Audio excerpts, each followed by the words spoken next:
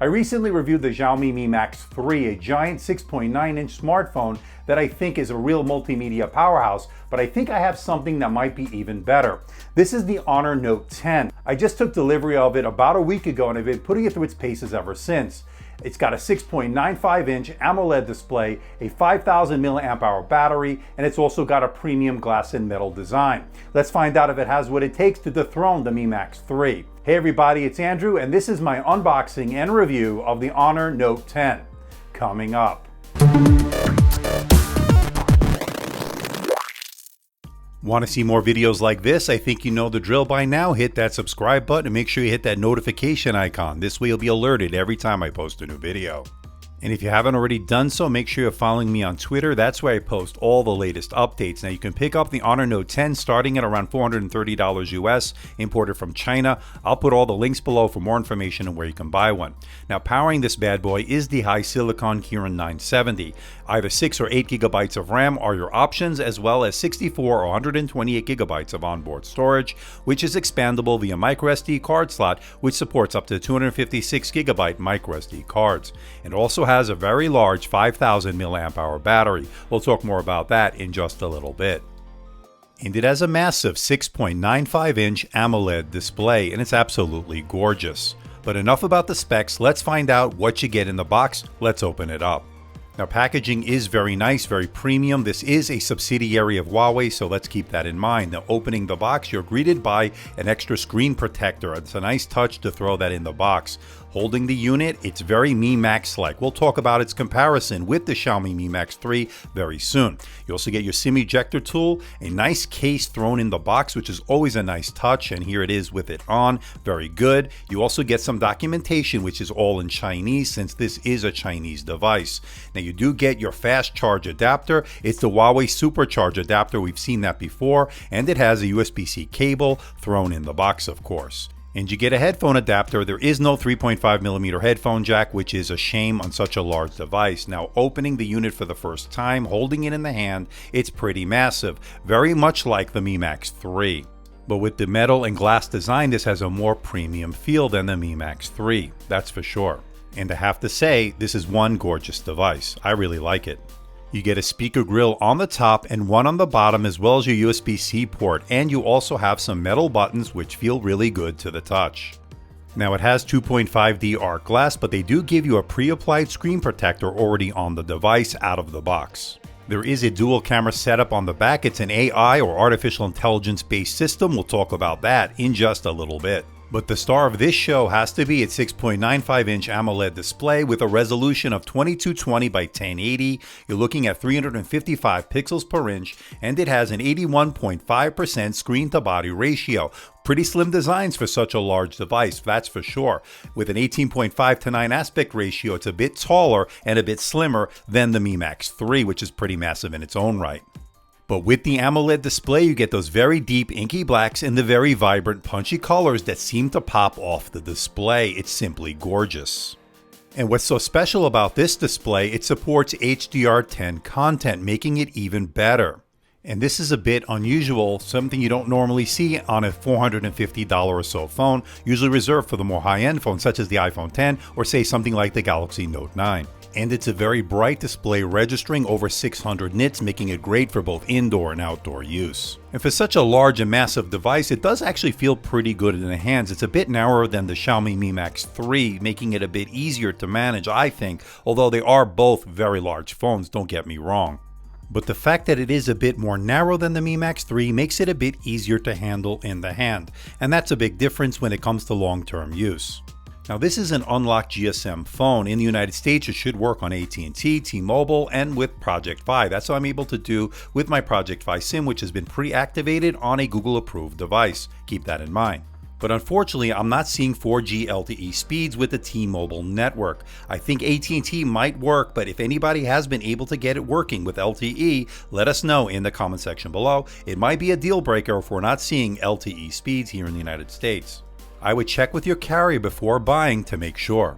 Now when it comes to performance, the Honor Note 10 certainly did well, and that's because it's running the Kirin 970, Huawei's flagship processor, the same you'd find in the P20 Pro or the Mate 10 Pro. And by these results, as you can see, it did very well. You can play games on high settings, multitasking was handled with a breeze. Overall, I'd say performance was very good. The OS seemed very snappy and fluid, there was no lag. I'm really impressed with the performance of the Honor Note 10. And when it comes to battery life, the 5000 mAh battery certainly came through. I went about 2 days between charges, getting a whopping screen on time of around 10 hours and 16 minutes, which is excellent, but it wasn't quite as good as a Xiaomi Mi Max 3. I'll give my final results in that in my full review. That should be posted in the next day or two. But if you do need to plug in, the Huawei Supercharge adapter that's supplied in the box charges in around 46% in 30 minutes, 85% in around an hour and 15 minutes for a full charge. Now please note that when it comes to battery life, mileage may vary depending on the task at hand, so other reviewers' results may vary from mine. Just please keep that in mind. Now I tend to work my devices pretty hard, so my results are reflective of that, but please bear in mind that other people may have different results. There's a speaker on the top and one on the bottom for stereo sound. They sound really good, full, rich, and has some good bass. Let's hear it in action.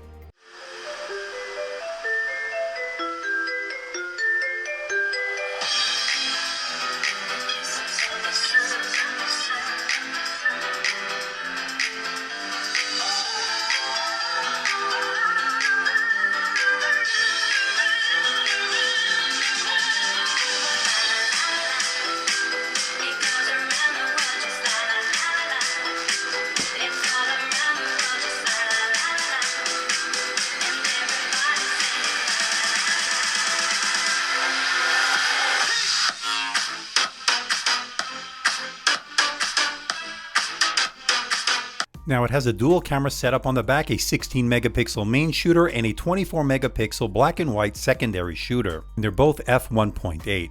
And it uses AI or artificial intelligence to identify people and objects in certain scenes. Now it shoots 4K video 30 frames per second. Now you can get image stabilization if you use the open camera and choose the 3264 by 1840. That gives you electronic image stabilization and it seemed to work pretty good. So that would solve the problem of any kind of stabilization problems on this phone. And here it is with that open camera app with the lowered resolution employing electronic image stabilization. It seems a bit smoother. Now it does shoot 1080p at 60 frames per second, so that's the one you'd use if you want to do some slow motion video as you see here. You could certainly slow it down in post. Shooting at 60 frames per second definitely helps with that. Now with that 24 megapixel black and white secondary shooter, you get some pretty decent black and white photos. Check them out for yourself and let me know in the comment section below what you think of them. I actually think they're pretty good. Now there is a night mode, so you take some pretty decent shots, but they do take a little bit of time to set up. But you also get that portrait mode. They give you that blurred background or bokeh effect. It was okay. I'm saying this is not the best camera in the world, but it's certainly at this price range, it's not bad. It's certainly usable, that's for sure. So this is the front-facing camera on the Honor Note 10. Now if you disable the beauty mode, that enables 4K video shooting. Yes, on a front-facing camera. Let me know in the comment section below what you think about it.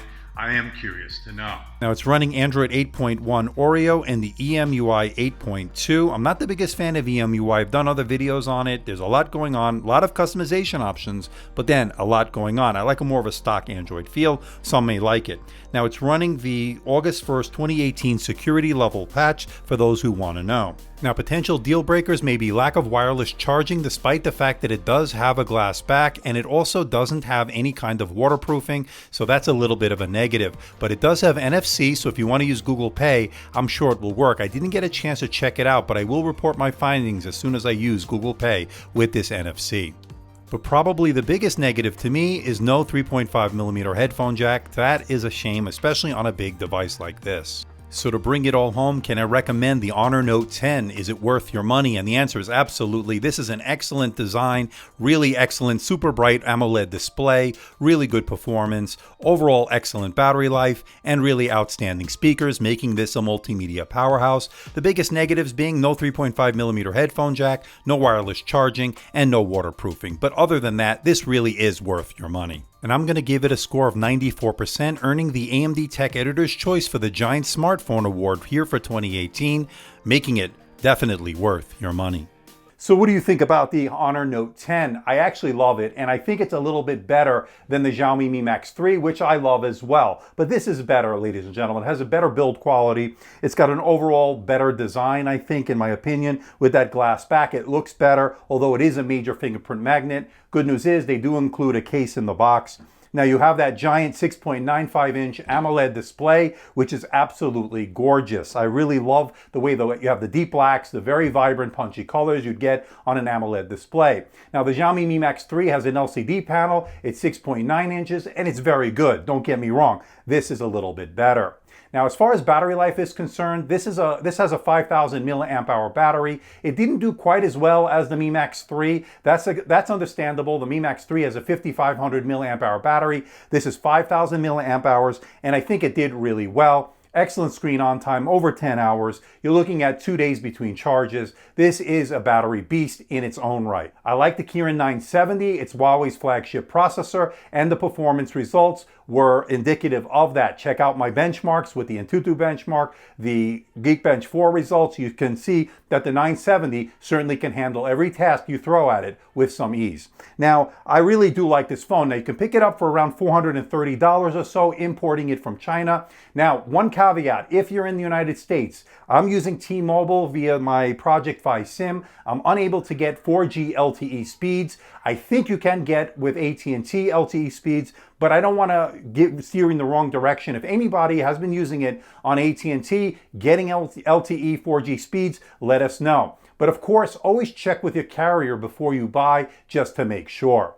But I want to know what you think. Let me know in the comment section below. What do you think of the Note 10? Are you on the fence? Do you want to get this or the cheaper Mi Max 3? And don't forget, the Mi Max 3 also works here in the United States on T-Mobile. I'm able to use it with my Project Fi SIM, getting 4G LTE speeds. So that's something to keep in mind. Absolutely, it earned my AMDtech Editor's Choice Award for the giant smartphone here in 2018. Yes, it's a category. I'm calling it giant smartphone. You heard it here. So again, I want to know what you think. Let me know in the comment section below. So please hit the like button, please subscribe, please share this video. Don't forget to leave a comment, you know where, in that comment section below.